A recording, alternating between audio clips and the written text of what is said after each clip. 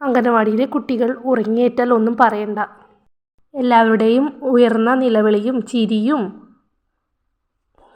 ഒക്കെ കേൾക്കാം. ചില കുട്ടികൾ പായയിൽ മൂത്രം ഒഴിച്ചിട്ടുമുണ്ടാവും. അതെല്ലാം വൃത്തിയാക്കുന്നത് ശ്യാമള ടീച്ചറാണ്.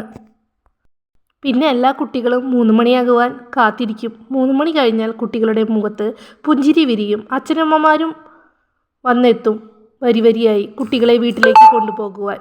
അളകനന്ദയെ കൊണ്ടുപോകാൻ വരുന്നത് മുത്തച്ഛനാണ്. ഉച്ചതിരിഞ്ഞ് അമ്മ വരാറില്ല. വീട്ടിൽ പശു ഉള്ളതുകൊണ്ട് പാല് വാങ്ങാൻ ആളുകൾ വീട്ടിലേക്ക് വരും. അപ്പോൾ അമ്മ തന്നെ വീട്ടിൽ വേണം. ഉച്ചതിരിഞ്ഞാൽ എന്നും മുത്തച്ഛൻ തന്നെയാണ് അംഗനവാടിയിലേക്ക് വരിക. മുത്തച്ഛൻ്റെ കൂടെ വീട്ടിലേക്ക് വരാൻ വളരെ ഇഷ്ടമാണ്. വീടെത്തും മുമ്പ് ഒരു ചായക്കടയുണ്ട്, രവിയേട്ടൻ്റെ ചായക്കട.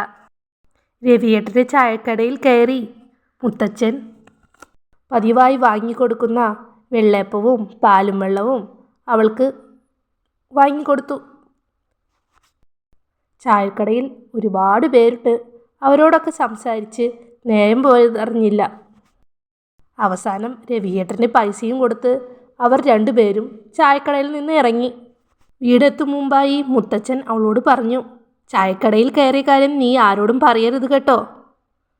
മുത്തച്ഛൻ്റെ മുഖത്ത് നോക്കിയ അവൾ ഒന്ന് പുഞ്ചിരിച്ചു.